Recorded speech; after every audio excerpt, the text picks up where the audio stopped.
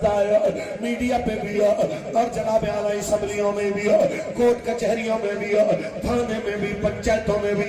صرف نظر اس لیے کیا جاتا ہے حالانکہ 10 سال کا بچہ بھی ہماری جماعت میں سے حضور کے نام کے نعرے لگاتے قربان ہوا، 10 سال کا بابا بھی اسی جماعت سے قربان ہوا، جناب اعلیٰ 15 سال کے جوان بھی اسی سے قربان ہوئے،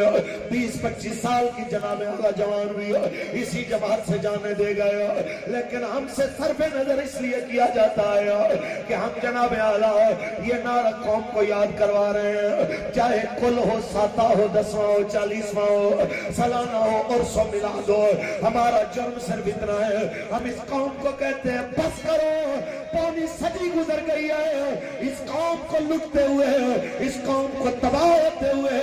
اغیار کو عافیہ صدیقی جیسی بیٹیاں دیتے ہوئے، عربی شہزادوں کے لیے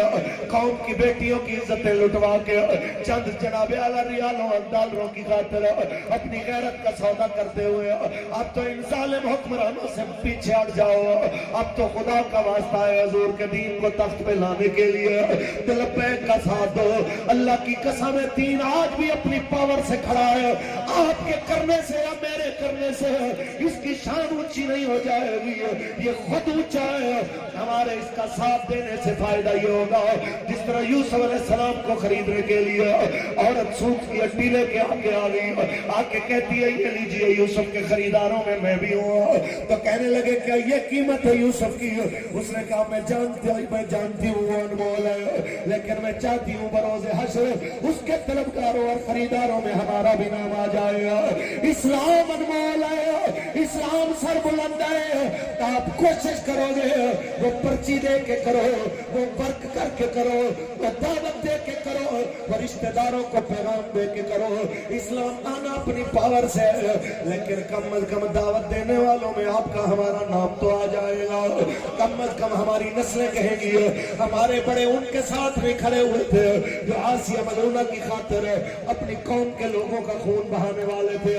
کم از کم آپ کی اور میری اولاد یہ نہیں کہے گی کہ جناب اعلیٰ ہم جناب مجبور تھے، بلکہ ہماری اولاد فخر سے کہے گی ہم ان کے ساتھ کھڑے تھے کہ جو رسول اللہ کی ناموس کی خاطر جان دینے والے تھے، وہ ویل چیئر پہ بیٹھے ہوئے مرد کلندر کی آواز پہ نکلنے والے تھے، ہماری اولاد کہے گی ہم ان کے ساتھ کھڑے تھے جب پاکستان میں مسجدیں گرانے کے آرڈر آ رہے تھے تو اس وقت لبیک میدان میں آ کے کھڑی ہو گئی تھی، اور ہم اس جماعت کے کارکن تھے جس نے کہا تھا یاد رکھنا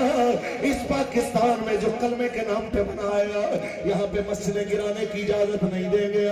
مسجدیں گرانے کی اجازت نہیں دیں گے، یہ یاد رکھنا اسی وطن میں جہاں سینما کھڑے ہیں، جہاں جوا خانے، شراب خانے، بدماشیوں کے اڈے کھڑے ہیں، اس کی طرف کسی کی نظر نہیں پڑی ہے، نظر پڑتی ہے یا مدرسے میں پڑتی ہے یا مزار پہ پڑتی ہے یا جناب مسجد کے اوپر پڑتی ہے، یہ ظلم بند ہو جانا چاہیے،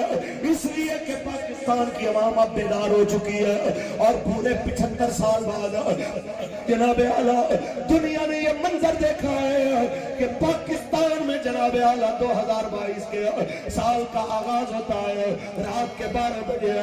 آٹے میں نمک کے برابر وہ تھے جو جناب اعلیٰ اپنے اندر کی خباثت کا اظہار کر رہے تھے، کوئی شراب لے کے جا رہا، کوئی بدماشیاں کر رہا، کوئی جناب باجے بجا رہا، اور پاکستان کی اکثریت ان نوجوانوں کی تھی جو جناب دونوں ہاتھ اٹھا کے رات کے 12 بجے سال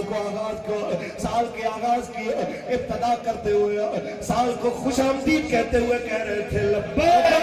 لبیک لبیک یا رسول اللہ، لبیک